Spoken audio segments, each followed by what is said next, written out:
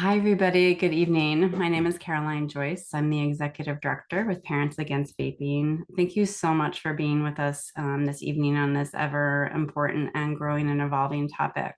We are thrilled tonight to have our guest with us. We have Julie Dreadfalt, and she's a nationally recognized subject matter expert and speaker from One Chance to Grow Up. Julie has a deep commitment protecting youth. She educates policymakers and regulators, community leaders, parents, and youth serving organizations about this ever changing landscape of high potency THC, marijuana, and hemp. Julie equips communities with knowledge and strategies needed to safeguard children and drive meaningful change. And Julie is a trusted voice in youth protection efforts nationwide. And we're so thrilled to have you, Julie. Thank you so much for being with us tonight. Julie is going to be going over about how to empower your parents to have informed conversations about the risks of today's marijuana. And I should also mention that Julie holds a Bachelor of Arts in History and English from Mount Vernon Nazarene University. So for tonight's format, we're going to hold our Q&A at the end. So if you have questions, if you can please either pose them in the Q&A down at the bottom of your screen for Zoom, or if you want to put them in the chat at the end of the presentation, we would love to field them. And if we don't get to all of them this evening, we'll be sure to follow up with you. I also just wanted to share that Julie's presentation, she's going to be going into some heavy subjects. And so Julie said that she's going to be sure to offer a trigger warning. Some of the triggers might be on violence, on suicide, and significant mental health impacts.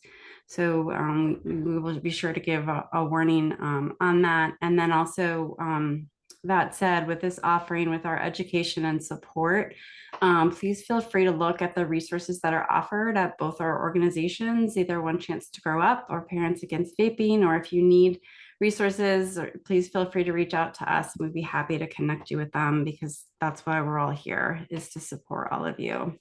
So without further ado, I'm going to turn it over to Julie.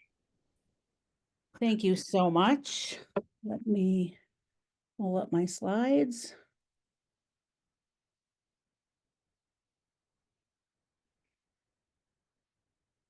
Can you see my screen okay? Well, good evening. And Caroline, thank you for that kind introduction. I really appreciate it. And thank you all for being with us tonight. I want to extend a huge and very heartfelt thanks to PAVe, Caroline, Austin, and their incredible leadership team for the powerful and extensive work they do educating about vaping. And it's an incredible honor to speak with you all this evening. My name is Julie Dreifalt, and I live in Denver, Colorado, which is the epicenter of commercialized marijuana. Last week, I celebrated 7 years with One Chance to Grow Up, and I've been quite reflective, to be honest, over the past couple weeks. People protect what they love.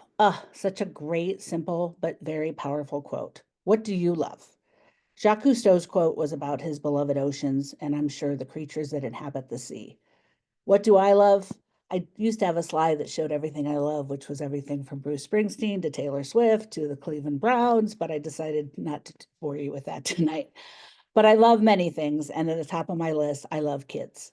I love them individually, collectively, figuratively, and literally. My husband, Ian, and I have been blessed with 3 amazing children, and no words can express the love I have for them. And man, I love their friends. I love my nieces and nephews, the youth council that we have at One Chance to Grow Up, kids that are barely born, and those jumping into adulthood. And would I do anything for them? That is my why. That is why I choose to work with One Chance to Grow Up. And that is why I'm here tonight. Sorry. Daniel is my other why. In September of 2019, I was seeing really vague, kind of weird posts from my college friend on Facebook. Pray for Daniel, keep us in your prayers, that's kind of thing. And so I called her, and I was shocked to hear her 16-year-old son was in the hospital after vaping THC and nicotine. Daniel spent 29 days on life support before receiving the world's first double lung transplant due to a vaping-related illness on October 15, 2019. His transplant surgeon has a quote on the screen, and he also said, "The lung destruction that I faced with this transplant was worse than anything else I've ever seen. It looked like chemical burns, like mustard gas." And this is my quote, all this from a cherry flavored vape. Though Daniel is recovered, his transplant brings lifelong health challenges and serious medication side effects. I think he told me he takes 20 medications every day. His dream of becoming a Navy SEAL won't happen due to the choices he made. During a recent cross-country road trip with an impending blizzard and road closures, Daniel was sidetracked to our house for a couple days. I'm happy to say he is using his life-changing experience to educate kids and parents, and even created a nonprofit called Fight for Wellness. I shared Daniel's story tonight because kids don't think it's going to happen to them, but it might, and it did for Daniel. I just really quickly want to review the goals for tonight's conversation. And if you'd be so kind enough to save your questions for the end, like Caroline say, I'm super excited to hear from you all. The first thing we'll be covering is the vaping gateway, how THC and e-cigarettes are connected. Then how marijuana has transformed and why it appeals to today's youth. The unchecked THC levels are fueling addiction, psychosis, and our country's youth mental health crisis. And I know a lot of you want to know how to start to have the talk, creating real conversations with kids about marijuana. Today's marijuana is different, and so must the conversation be. Talking to kids requires updated facts, new tools, consistent messaging, and open communication, starting earlier than many parents may expect. And finally, what parents and communities can do now to protect our kids, from supporting common sense regulations to educating kids, youth, and limiting access to parents. Limiting access. You, the parents and the community, have a really great role to play in keeping kids safe from the harms of today's marijuana. A quick 2-minute origin story of One Chance to Grow Up. We have been at the table since marijuana was legalized and commercialized with Amendment 64 in 2012. Colorado was the first state to create this market, so then Governor Hickenlooper asked One Chance to Grow Up, we were formerly Smart Colorado at that point, to be a stakeholder at a task force to create a new regulated and legal market for marijuana. Over the weeks, the ease of the consumer quickly became the #1 priority, and the health and safety of community and children was ranked dead last. Our mandate was set at that moment, and we have been protecting kids for the past 13 years. How have we stayed that course? Well, we protect kids from THC through transparency, education, policy, and empowerment. We choose not to take sides on the politics of legalization, but serve as a reliable witness and resource for parents, media, policymakers, and anyone who cares about kids. If you need any resource, please check out our website at www.onechancetogrowup.org, or you can email me at julie@onechancetogrowup.org. I love to hear from people. So our kids are in school all day, so I thought I'd quickly present a very short marketing, science, and linguistics lessons tonight. Marijuana comes from the plant Cannabis sativa. So we're talking cannabis, marijuana, weed, whatever it is, it all comes from the Cannabis sativa plant. THC, I'm sure some of you may have heard that, but it is nickname for, and when I'm speaking with kids and adults, I usually have candy to throw out at this moment if anyone can properly pronounce it, but it's tetrahydrocannabinol. So tetrahydrocannabinol is THC, which is a substance or compound that is psychoactive. CBD, which is cannabidiol, is the non-psychoactive component that does not affect the brain, but that is changing with hemp, which I'll cover a little bit later on in the presentation. FYI, THC and CBD are just 2 of the over 100 cannabinoids and 500 chemicals found in the cannabis plant, with little research done on most of them. And as for sativa versus indica, there's a common understanding that indica is, I think, more sedating and provides creativity, and sativa is more energizing. Neither of these sentiments are supported by any science, and it is pure genius marketing, to be honest. Tonight, I will be referring to the subject at hand as marijuana, and that's because that's how it was legalized here in Colorado in Amendment 64, which is where we were the first state to legalize it and create a commercialized market. And that's also where One Chance has its origins. But to be honest, and also actually there was a focus group done recently that kids call it marijuana and pot. They do not call it cannabis. But we really are talking about that tetrahydrocannabinol, the THC that is affecting the brain. If you think this is what we're going to be talking about tonight, well, you're in for a huge surprise. This is not nicotine, and this is not today's marijuana. Things are different. So let's start the night with this. This is my most recent purchase. One Chance to Grow Up purchases. We go into dispensaries and gas stations and vape shops, and we purchase products so we can know what is out there and find some egregious products. So I bought it 2 weeks ago. It's a nicotine disposable vape pen. Let's see. Whoop! I love bargains. It's on clearance for $8.95. I just checked this afternoon. I adjusted the price.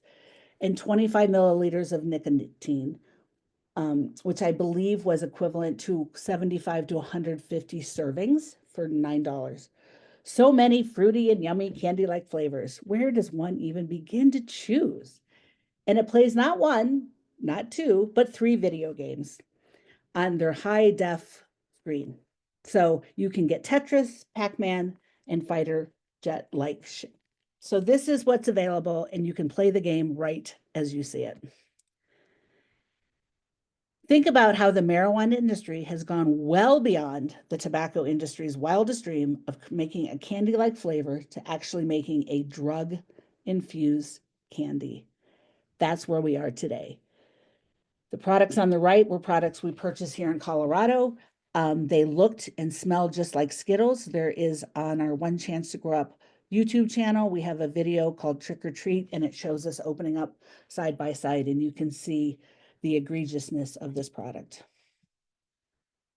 Monitoring the Future survey is funded by NIDA, which is a component of the National Institutes of Health, and it's conducted by the University of Michigan. It's an annual survey of tens of thousands of students from hundreds and hundreds of public and private secondary schools across the country. This data from 2023 shows the importance of social norm perceptions versus truth.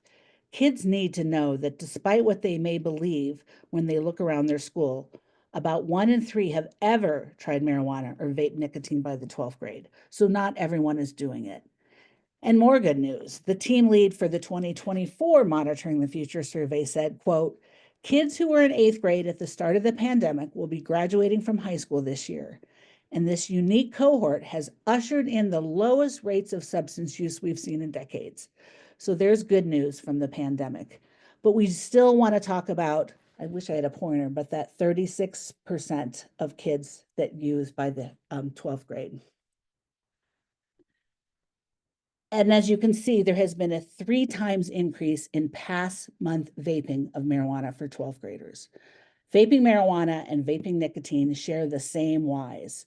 Why are kids using? There's ever-changing policy, and there's kid-friendly flavors and products. This is a THC vape pen I purchased in Oregon. My poor family, every time we go on vacation, I have to stop at a dispensary and buy the product. So but this shares the name with a delicious Girl Scout cookie, Samoa's. And FYI, when I was taking it out of the package, there is a little THC sticker. It fell off when I was unwrapping the product. So kids would be hard pressed to know if they were offered this pen, was it THC or nicotine? These are vape pens that are kid friendly on all fronts. They are tiny, they are discreet, they are cookie flavored, and they are cheap. Do you see the appeal? The vape pen on the left is small. I used the quarter so you could see it just sits right cozy in your hand. It costs $64.02, which is all in, including taxes. And I'll do the math. The vaporizer has upwards of 1,400 puffs with approximately 3.5 milligrams per puff. So the cost is less than a nickel per high. The middle pen is a psychoactive hemp product I purchased in 2023. The brand name is Baked, which we all know means high, and the pen's flavor is, quote, cereal milk. And I don't even think I have to explain the pink and yellow THC vape pens on the far right. lemonade, and berry flavors with an average of 75% THC. And science tells us that kids that vape often use both marijuana and nicotine. Teens were more likely to vape both substances if they smoked cigarettes, if they drank alcohol, had friends who vaped. Please, parents, know who your kids' friends are and where they spend their time. Kids who have friends who use substances are more likely to use substances themselves. These kids like sensation seeking and exciting and risky things, and they thought vaping was actually positive, and they were feeling depressed. Oh, today's pot is manufactured for use on almost any body part, head to toe. Most of them are discreet, easy to hide, and hard to spot. It is not a plant. It is no longer natural and not good for our kids. In most legalized and commercialized markets, you can find eye drops, nasal sprays. You can find products that can be smoked, vaped, or dabbed. You can eat them. You can drink them. You can inhale them. There's topical body products, including lip glosses, nail polishes, and lotions. There's sexual lubricants and suppositories for a lot of different places on your body. I won't go into detail on that. Here's another, these products are problematic because they are kid friendly. These look like things you'd find at a candy shop. But these are two products I purchased from Michigan and California, puppy chow and ice cream, flavors kids love. On the right, how about Uncle Arnie's 100 milligram shot? I purchased this in Napa Valley last spring. It is sold as 10 servings, but the young bud tender told me it's the perfect one serving size. It's a great shot of THC. The photo pictured here shows the glass with all 10 servings in it, a sip that holds 100 milligrams of THC. On the left is an inhaler. Our son has asthma, and this device is interchangeable with his albuterol inhaler. I tried it out, and it worked. This contains 1,000 milligrams of THC. Now, most high school kids can self-carry inhalers, so this product could be hidden in plain sight at school or at home. Early in our One Chance journey, we realized that the regulators, the parents, and the media were not familiar with the market. Media did not portray today's marijuana. They kept showing a pretty leaf every time there was an accidental ingestion of a gummy. Parents had no idea THC was well beyond weed in a baggie. So we created THC photos to address this gap, and these photos have been used as far and wide as New Zealand. We did add psychoactive hemp to this website, so please know this is a free resource for you. You can download pictures and use them to educate wherever you see fit. Again, it's www.thcphotos.org. We just ask that you give us credit if you use the pictures, but they are free. So what has changed other than it is no longer weed in the baggie? The potency. This is a chart from Colorado. So it begins with 1960, and you can see for decades there was little increase in potency of the marijuana plant. Even with medical legalization in 2000, increase was pretty nominal.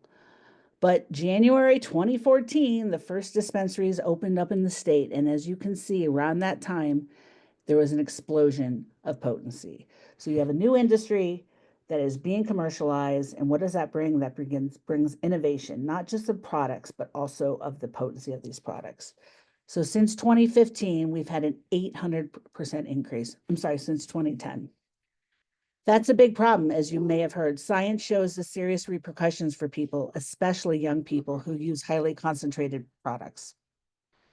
We owe it to our kids to make sure all the adults in their lives have their back and fully understand what THC is and what it can do to the adolescent brain. I want to thank you again for being here, being that adult, being that leader in the conversation to protect our kids. Trigger warning here, these next few slides do contain the references to significant mental health concerns and suicide, which some people may find distressing, so please step away if you need to.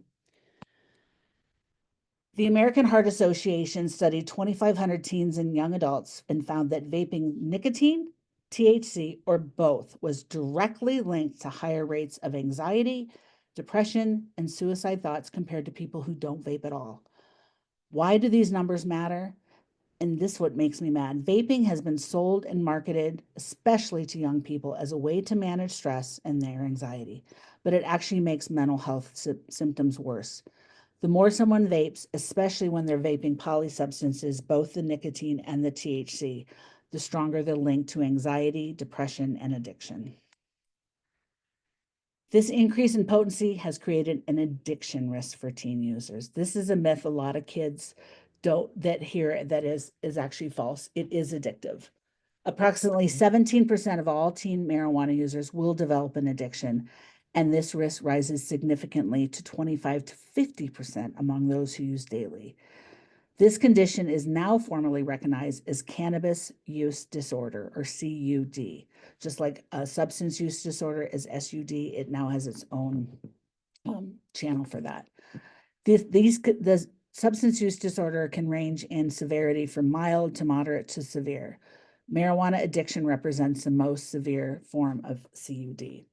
Please note, marijuana is the leading substance for which adolescents receive treatment for substance use, accounting for nearly 55% of youth admissions to substance use programs. That's more than half.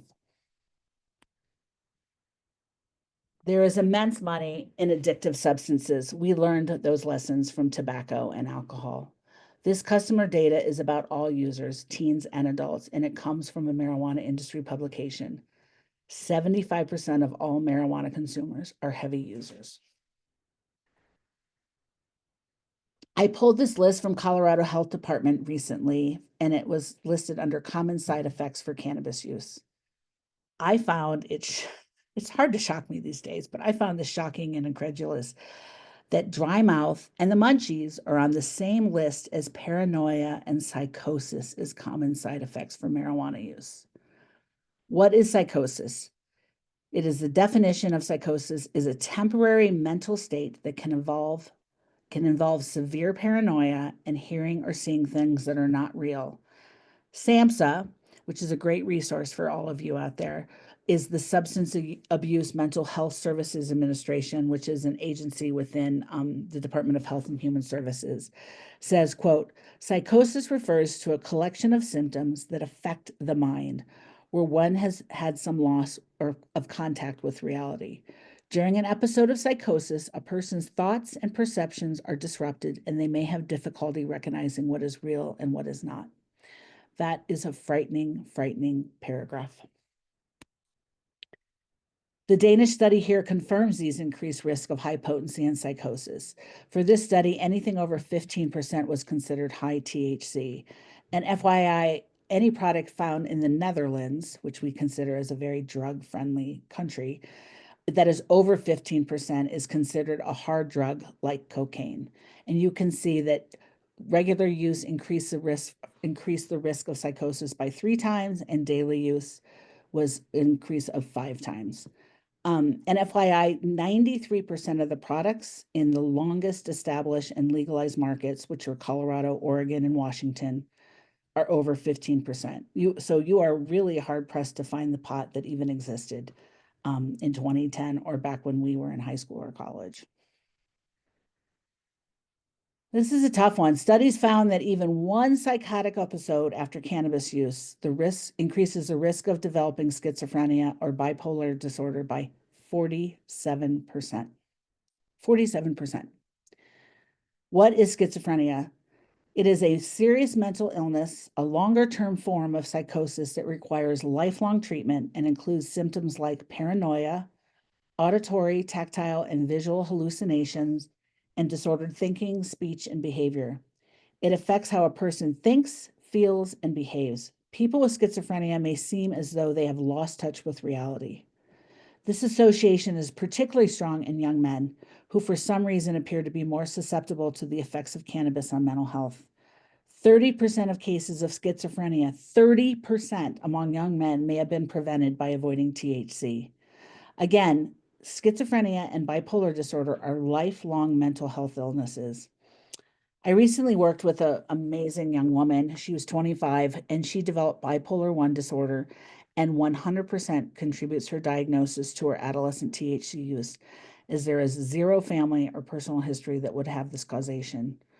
A young woman in California killed her friend in 2019, stabbing him 108 times in a cannabis-induced psychosis. Marijuana and suicide, what the research shows is that teens who use marijuana, even just a few times a year, are more likely to struggle with mental health than those who don't use it all. The risk is even higher for those teens with a cannabis use disorder or that addiction.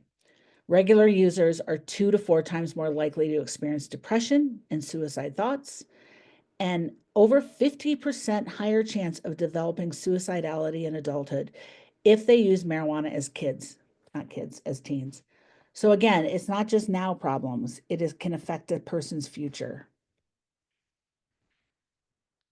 Suicide is the second leading cause of death for Colorado youth, and THC is found in nearly 43% of these teens. This is a hard slide for me, sorry. Nearly double the alcohol data point. According to the CDC, nationally between the ages of 15 and 19, suicide is the second leading cause of death and the leading cause of death for 14 to 15-year-olds. This is an epidemic that we need to get to the bottom of. Johns Hopkins website tells us boys are 4 times more likely to die from suicide from girls. And this data tells us the link of THC and suicide is far worse for Black and brown young men. As part of my job, I often meet with parents and have spoken with dozens about their THC using child. Again, it was mostly their sons who have died from suicide. Their left behind notes and diaries are filled with panic and apologies, confusion and chaos, with paranoia, distorted reality, psychosis, and with love. This is hard stuff, and this is real. I want to share the myths our kids are hearing and believing. It helps with my depression and anxiety. It's just a little pot, natural and organic. We already saw that myth knocked out of the park with those vape pens. It helps me sleep. It helps me focus on school. Julie, I'm a better driver when I'm high. I've heard that one a lot. It helps my morning sickness. It's natural, so it must be safe for my baby. It's sold as medicine, so it's got to be safe. It's safer than alcohol. Oops, let me get that one. These are false messages kids get not just from their friends, but they get it from adults, from therapists, from television, social media, and also the marijuana industry. Marijuana is a bit unique substance. It is sold and marketed as both medicine and recreational. Do you know any other substance where that is the case? Can you imagine a pediatrician telling your child to take 2 fireball shots to ease their anxiety? However, anecdotally, I've heard of many adolescent therapists recommending THC to their juvenile patients for sleep, depression, focus, and anxiety, where there is explicit science countering any of these claims. Our son graduated from University of Colorado Boulder last spring, and I educated the university's health and wellness department in 2023 after they shared this with students and parents. Quote, if you choose to use marijuana, you may want to use to feel calm and relax. You may want to use to reduce feelings of anxiety, depression, or worries, and you may use to help you socialize more easily. Again, these were shared with no supporting science, and actually all 3 points have negating science on them. Can you imagine getting a wellness email encouraging your college student to use vodka shots to socialize more easily? I tend to find education opportunities everywhere, and I hope you do too. Professionally, One Chance speaks 90% with adults, but in our personal lives, our team is always asking kids what they think about marijuana. And to be honest, we hear most of these all the time. Tonight, I'm just going to eke out a few of the ones with some science and data that refutes the myths. It's safer than alcohol. As you can see from this data, the need to talk to our kids is now. Progression from first use to regular use is especially concerning. Regular use is much faster with marijuana than alcohol, 2.5 years comparatively to 2.5 months, showing one of the major risk factors for using cannabis, again, coming back to that addiction. Additional facts I want to share is after 3 years of marijuana use, the potential for having a substance use disorder is higher with marijuana than alcohol or tobacco. Adolescent THC use has immediate and long-term effects on key cognitive functions, which are more significant than those associated with alcohol.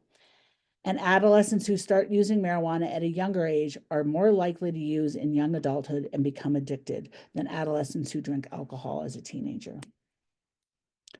It helps with school? Nah. If you're a parent, you know the competition of grades, GPAs, and test scores in our a bit intense culture. Look at the data on frequent marijuana use on the impacts of students' academic success, grades, absenteeism, and failure to graduate rates for both high school and college kids. There's a New Zealand study that shows people that use heavy marijuana, there's a potential for a decrease of 8 IQ points. If you already have a high IQ, a drop in 8 points probably means making B's instead of A's. However, for the person with an average IQ of 100, a loss of 8 points can create serious challenges and a significant difficulty in functioning in daily activities. THC can also disrupt the brain's natural process of synaptic pruning. I have you write that down, synaptic pruning. It's crucial for brain development and function, especially during adolescence. If you want to learn more, my colleague and woman I work with very often, she's an addiction therapist, Dr. Libby Stout, Stuyt, has additional data on it that I find fascinating, and I'm happy to share it with anybody, or you can look it up yourselves. I also want to point out there's new science that teen THC use speeds up the thinning of the prefrontal cortex. This part of the brain is right here. You probably can't see me, but it's in the front of the brain. And it's growing until age 25, and it's really crucial into developing into a contributing adult. It's responsible for executive function, including planning, decision-making, problem-solving, and impulse control. If you look at all those and look within the lens of THC, that kind of does sound like somebody that might be pretty high. It also plays a crucial role in personality, goal setting, and understanding the relationship between actions and consequences. FYI, all marijuana users reported lower GPAs than non-users in this study. The definition of a gateway is a means of access or entry point. I just crossed the Canadian-US border last week, and there is a little gateway town, a place where I began my journey into Canada. Marijuana fits that definition, a place where kids begin their substance journey. You can call it an introductory drug, an entry drug, an initiation drug, but for the large majority of teens, their substance journey begins with alcohol, marijuana, and or nicotine. I'm going to read these because I think these are really important, especially with the opiate problems that we have here in our country. Young people who start using marijuana early on are at a higher risk of moving on to other drugs and developing substance use problems. The second one, research shows that teen marijuana use is strongly linked to future misuse of substances like alcohol, tobacco, cocaine, ecstasy, opioids, and methamphetamine. 3, marijuana does not protect against opiate misuse. In fact, it appears to increase the risk of using prescription opiates non-medically and developing an opiate use disorder. Starting marijuana use before age 18 is one of the strongest risk factors for later opiate addiction, even more so than early alcohol use.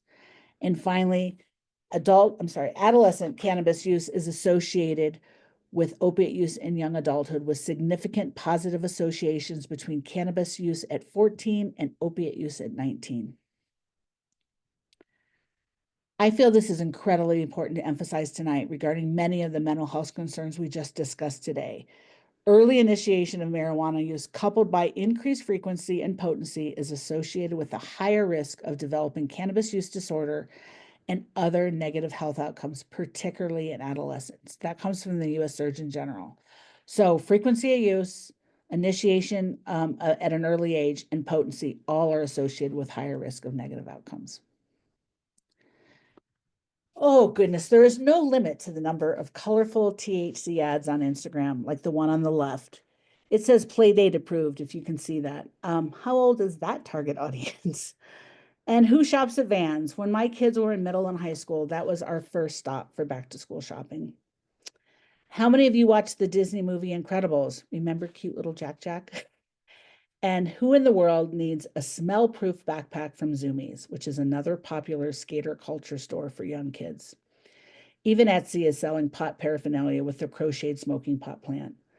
But there is a method to the madness. Create customers early on, create dependence, and we learned that can lead to addiction, and you now have created a lifelong customer. Does this sound at all familiar to tobacco? All these images were captured from Instagram in May of 2024. One teen told me after she saw these pictures, that is targeting young kids, not high school students. Studies show that past year exposure to marijuana marketing on Facebook, X, and Instagram is associated with increased odds of past year use, and THC related online searching and tweeting is associated with offline use. Pediatrician Dr. Megan Moreno, who is a professor at the University of Wisconsin School of Medicine and Public Health, was quoted in a recent article that made this egregious marketing that much more concerning for me. She said, quote, the cannabis industry came into the market with traditional advertisements already illegal, so they became incredibly creative on social media. The content is expertly crafted to appeal to our youth. All right, so we have an addictive substance, we have aggressive marketing techniques, and we have an elevated risk the younger the user is. Do you see the problem? This figure comes from the 2021 National Survey on Drug Use and Health. So 60% of people who initiated marijuana use were under the age of 21. I do want to talk on psychoactive hemp, which is legal in all 50 states, or is it? I want to ask you, and I'd love to hear your comments after our conversation, is do you see this as a problem in your state and in your community? Okay, quickly, this can get into minutia, but in a nutshell, how did we get here? The 2018 Farm Bill was enacted in December of 2018 to provide, quote, support, certainty, and stability to our nation's farmers, ranchers, and forest managers by enhancing farm support programs, improving crop insurance, maintaining disaster programs, and promoting and volunteer conservation. Wait a second. Does that sound like anything like that cereal vape pen I showed you? No. Well, wait. The caveat was, quote, this bill legalizes industrial hemp that has a tetrahydrocannabinol, remember, or THC, the psychoactive component, concentration at no more than 0.3%. That sounds like really low, but that's the dry weight. That's at cultivation. That's at the farm. That's not at the gas station. Still doesn't sound like intoxicating hemp? Are you still scratching your heads? The vagueness of this language has allowed for a new, unregulated category of very potent, intoxicating THC from hemp. And the new market exploded with a slew of new compounds and cannabinoids that were created and or synthesized in labs everywhere. Confusion ensues and really continues today, not just for states and regulators, but for parents, kids, and consumers. So why is this concerning to you, the parents? The 2023 Monitoring the Future survey tells us that 11.4% of 12th graders have used hemp-derived THC products in the past year. Our message is THC is THC is THC, whether it comes from a marijuana plant, it's a purchase online, or it comes from the hemp plant. This is what the caveat or loophole created. The creation and sale of intoxicating novel cannabinoids without any regulation, no testing for safety, or age limits to protect youth. This slide is just a few of the compounds available in the hemp-derived products. Some compounds are legal in certain states, some are available in gas stations, states are 18 plus, some are available online, some states are 21. It is truly the Wild West with no standardization and regulation. I bought a product at a vape shop and it was 3 years expired from Switzerland. I mean, it is stuff you can't even make up. So I saw this vaporizer online a few weeks ago. This hemp pen, so a pen is like a vape pen, hemp pen, has synthetic derivative blends that are new to me. TTC, I think is what it is. 8, wasn't even on the last slide I just made in January. This pen could contain 9,000 milligrams of THC, and the flavors are Fruity Pebbles, Polar Express, Birthday Cake. So there's no federal oversight. States are trying to tackle this piecemeal, What does it look like where you live? Again, I really would like to hear that. The FDA did issue guidance, but the market is exploding and it has skyrocketed almost 1,300% over the last that was 3 years. So in 2023, it was a $2.8 billion industry. So psychoactive hemp needs our federal attention. Last January, the Wall Street Journal published a heartbreaking and eye-opening article. More teens who use marijuana are suffering from psychosis, confirming all we have learned over the past decade. One Chance has worked with and spoken with all three of these experts, and their stories supporting these statements are devastating. That last one gets me. We're just making this huge population of people we can no longer fix. And this word is on my computer in my home office. And my mom passed away 2.5 years ago. My grief counselor taught me so much, and my biggest takeaway was likely the importance of the word and. You can be grieving and you can still laugh with your friends. You can miss your loved one and your life continues to move on. The word and is incredibly important here for all of us tonight, for parents, for trusted adults, for teachers, coaches, grandparents, anyone who has a kid in their life they care about. Marijuana can have devastating effects on kids and their beautiful brains, and your voice matters. 66% of kids aged 13 to 17 say the possibility of losing their parents' respect is a primary reason not for them not to use substances. Another study shows that youth who know their parents or trusted adults disapprove of underage marijuana use are 72% less likely to use. Those are big percentages and numbers in the data world. Parenting matters, understanding matters, coping skills matters, education matters. I see parents throwing up their hands in the air saying kids will do what they will do. No, this data tells us differently. SAMHSA says, quote, one of the most influential factors during a child's adolescence is maintaining a strong, open relationship with a parent.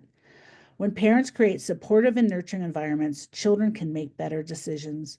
Though it may not always seem like it, children really hear their parents' concern, which is why it's important that parents discuss the risk of alcohol and using drugs.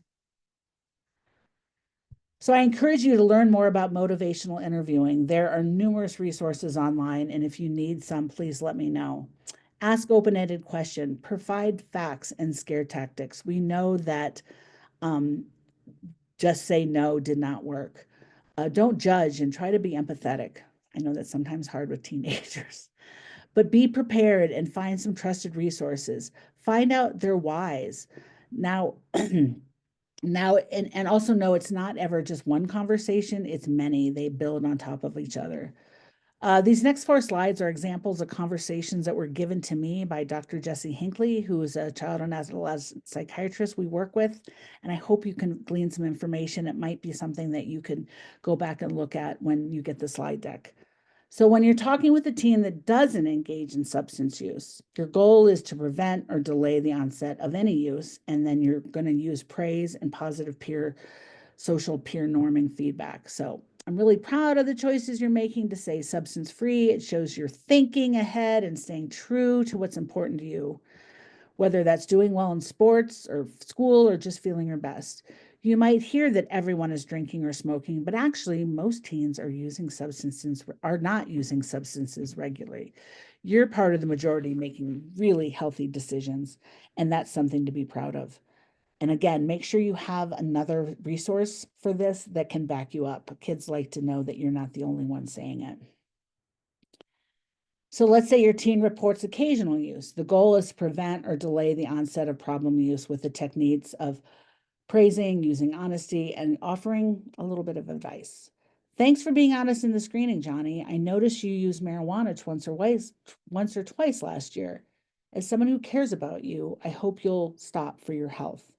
Marijuana can harm your brain development, hurt your lungs, and make it harder for you to succeed in school. I recommend quitting. I know there's a lot of mixed information out there. Do you have any questions on how marijuana affects your body, your brain, or your mood? So if you suspect mild or moderate substance use, the goal is to empower the adolescent to take responsibility for change with the technique of a brief intervention and providing treatment options. A summarized conversation may sound like, it seems like you're using marijuana to manage stress and to feel connected to your friends, but it's also causing problems with your mom and at school. As your teacher, I recommend quitting. Marijuana doesn't reduce stress long term, and taking a break for a couple months could maybe help you see that. It might be a good step in rebuilding trust with your parents. Would you be willing to try this? And then if you have teens that are using weekly, the goal is to facilitate help, recognize the problem, and get treatment. And this is something for the experts. So if you see that, I would highly recommend that you get a clinician and experts involved in this. Coping skills, teach them. They really help strengthen refusal skills. Kids need help your kid need learn how to turn down drugs if they're offered them. Tell them what they can always text or call you if they're in a tough situation, and you will come get them. I used to do mock conversations with my son. I used to tell him that somebody you know is going to give you drugs the first time, and he wanted to know which friend it was going to be, which was funny. And I was pretty right. I didn't tell him who it was, but I was right. Promote these vaping, or I'm sorry, the coping skills promote healthy stress and anxiety. This helps with positive interactions and self-esteem. This is really important to teach these skills. In closing, this business of protecting kids is not a sprint. It's not like the Derby in Kentucky or the 500-meter breaststroke, but maybe think of it like a hiking expedition. One of my best friends, Brad Bull, has climbed Everest 3 times. Yes, I am the slacker at the Thanksgiving table. He accomplished this not on his own, but with a team surrounded by trusted climbers with dedication, with preparation, determination, and with the right tools, and lots and lots and lots of behind the scene work. He told me that just yesterday, when climbing, you must have an expedition mindset, one step, then the next. No one has ever tripped over Mount Everest, but one does experience setbacks along the way. But you get up and you continue to move forward with one step. This is a photo of his Everest summit of Brad and his 68-year-old dad, nonetheless, and his joy and sense of accomplishment will always be remembered. I say that because One Chance is solution minded, so I encourage you to become solution driven change makers. Success encompasses not just what you do, but how you do it. And just like Brad, so much is behind the scenes and below the surface. So take that one step, create one process, have that conversation, change one survey question on your state surveys, capture one data point, testify for one piece of legislation, and boom, kids are protected and safeguards ensue. Just like my friend, what first steps can you take from supporting common sense regulations to educating kids and limiting access to them? You have a powerful role in keeping kids safe from the harms of today's marijuana. One Chance believes it's now the time for greater transparency at the federal level as well. These are straightforward, common sense safeguards that we believe in, but there's still resistance to putting them in place. Last month, we were in DC educating lawmakers. Both our House and Senate briefings were filled, and the conversations were thoughtful and ongoing. We are really encouraged by this momentum, and I want to encourage you tonight to take an action. Reach out to your state delegation and urge them to support really basic common sense safeguards like the ones listed above. Um, if you need help finding your state and U.S. representative, ask somebody at PAVe or ask One Chance. We are here to help you. Every one of you are kid champions just by being here tonight. We now have science coming like it has never come before, and the tide is turning. I encourage you to find your cheerleaders, your wingmen, your local leaders, and work together to create change. Please note, from our experience, local work and grassroots are imperative for change. Help us take and keep kids out of the marijuana commercialization equation. I hope you found a passion for One Chance and PAVE's missions tonight. Kids only have one chance to grow up. So I encourage you to be the and in a kid's life. I really appreciate you all and your time and what questions you have for me this morning. Thank you so much, Julie. That was just, even though I've seen a lot of this information before, it's just really powerful, informative, and obviously incredibly troubling as well in terms of, especially when you were like, I just bought this one vape a couple days ago, and the 3 games that it had on it. I know we knew there was vapes that had one game, and the multiple one is just really a little bit mind-boggling. Um, we And have, somebody just told me that they found one that you could text on. It was a vape pen that you oh could. yeah, and then there's one that's like a pet that in if you take care of it, then you have to actually puff a certain amount in order to keep the pet alive. So it's just really frightening in terms of what they're coming up with and how they're sort of colliding and joining all of these addictive and dependent tendencies that youth partake in. So we have a couple of questions. And if anyone else has questions also to add, please feel free to put them in the Q&A, and I'd be glad to share them.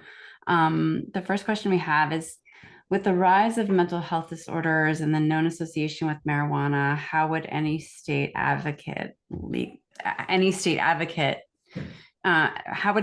advocate to legalize this? Well, unfortunately, there is another myth that it is a very much a money generator, and especially post-COVID, a lot of state budgets are struggling. So we know, and I know data from Colorado just because I've looked at it recently. It's less than 0.7%, less than 0.7% of 1% of the total money that's coming in. So it is a myth that it will, but I think people are looking for ways to add to their budget.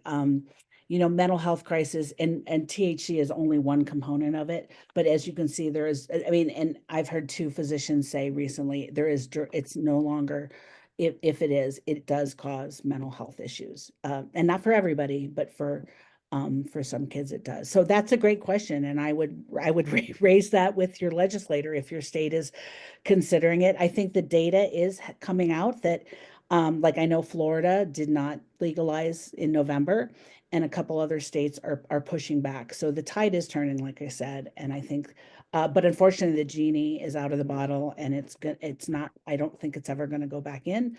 But having these safeguards in and not allowing products that look like we showed tonight is part of the problem. Definitely, yeah, and a lot of restrictions at the retail level. I think a lot of local legislators sometimes even aren't aware that they can impose a lot of retail restrictions in terms of what can be available and licensing, and they're empowered as well, along with parents that we have here as well. The next question we have is, do you have any recommendations on how to advocate against these vape devices, specifically that are targeting kids, like the vape devices with games and such? So just as we were talking about that. Well, and I think PAVe might be able to answer that even better because I think it does. It's hard because in Denver, so we just there was a sorry they had a ordinance that they banned flavors for nicotine. So that was done. Everyone was like, "Yay, we're protecting our kids." Well, it's coming up on the ballot in November because they got 15,000 people to sign a petition from the gas stations because it's all about, guess what, money. So it's going to the voters now that if you can have this flavored vape pens on the market. So even though common sense does not reign, unfortunately, it is definitely a for profit. And one of our narratives is like put kids' safety and wellness above profit. And that's where we are. So I'd be happy to connect you with some people that have done some local work. There's a woman in California that did it in a beach community that she kept a lot of these products out. So a lot of it depends on how your state legalizes. In Colorado, it was legalized. You had an option to opt out, but some states you don't have that option. It's just here to stay. So certain cities, I mean, in Colorado, which everyone thinks is all marijuana, I think like 60% of the small communities and municipalities don't have it. Yeah, no, and I would also just add to that is that, also feel free to reach out to your decision makers or lawmakers and just say, what are you doing about vaping and THC? I am so concerned. And so don't feel like you have to have anything really complex or prepared in terms of to lobby them per se, but just pressuring and asking them and raising it with them, I think is just a great door opener on sorry, excuse me. Okay, a couple more questions I want to make sure we get to is where do you find that most of these underage kids are getting these products? That's a great question. So most states have, in Colorado, it's called the Healthy Kids Colorado Survey. We have that monitoring the survey or monitoring the future survey.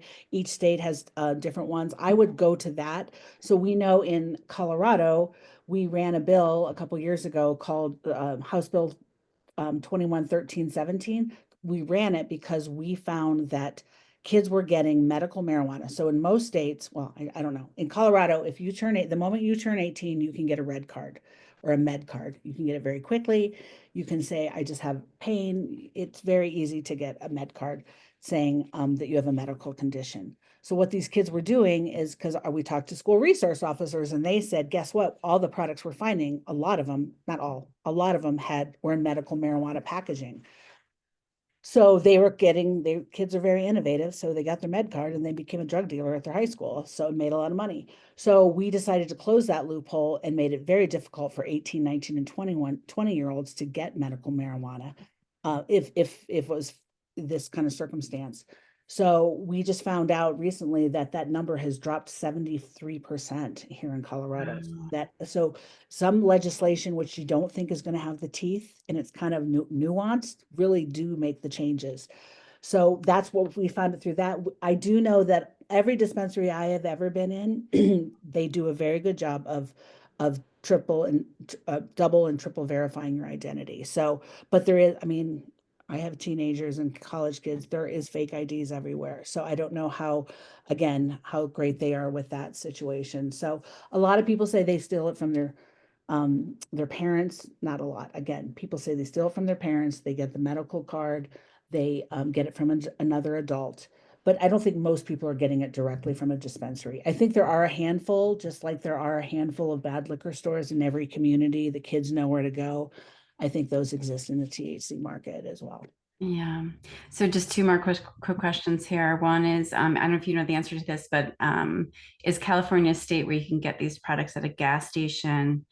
And then as you like think about that, the next question is for those of us in states with marijuana is not legalized, many argue youth will get THC that has been tampered with. Have you heard of fentanyl and nicotine in our THC vapes? Yeah, so I have, but I think, I mean, we have those in our state too. I mean, there's a kid, a couple of kids died up in Boulder last spring using, fentanyl laced THC. So it that is again, that's a false narrative because it happens in the legal states too. So Yeah. a famous saying that one of our superintendents said, and he said, marijuana legalization only brought more marijuana. And I think that's the key. There still is a gray market of marijuana in most of the legalized states, especially in California. They have a lot of things going on in Northern California up by the border of Oregon. There's a lot of black market sellings and cultivation properties up there. So yeah, I mean, I can't, it's happening everywhere. And I think if you're not in a legal state, I know these hemp products have exploded, especially in states like Texas and Oklahoma, because they don't have a legalized market. So these products are available and it's hard because, you know, Texans and Oklahomans did not vote for this on but THC is available to their kids. Yeah. And we can follow up with somebody about that California and the gas station question. I don't know the answer to that myself, but we're glad to look into that and get back to you on that. Well, thank you so much. This has been just incredible, really powerful. Thank you for the work that you're doing. So important. People that have been listening tonight, if you have people in your lives that you're concerned around this, please reach out. We have these two organizations here that want to support you in any way we can and really care about kids and your kids. So please know you're not alone. And please reach out if there's anything more that we can answer for you. There will be a recording of this shared with everybody. So if you missed anything, you can watch it again. And we just really appreciate everybody's attendance tonight. And of course, huge thank you to Julie for all the work you're doing. Thank you so much, Julie. Really appreciate all your bravery and courage in doing this really difficult but important work. Thank you very much for this opportunity. I really appreciate being here and I appreciate everybody being on the other side of the screen. Yeah, thank you. All right. Good night, everybody. Good night.